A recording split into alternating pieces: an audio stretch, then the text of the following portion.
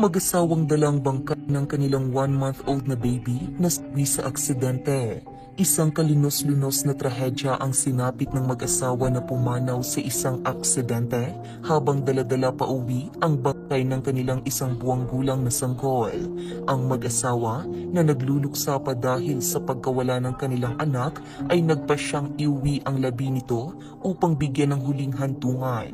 Subalit, sa kanilang pagbabalik, hindi inaasahan ng isang malagim na aksidente na naganap sa daan.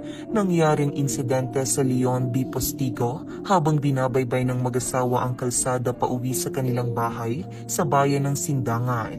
Sa ulat ng GMA Regional TV 1 Mindanao nitong Miyerkules, ayon umano sa investigasyon ng pulisya, natuklasan na may dalawang kasamahan ng mag-asawa na sakay ng hiwalay ng motorsiklo habang sila ay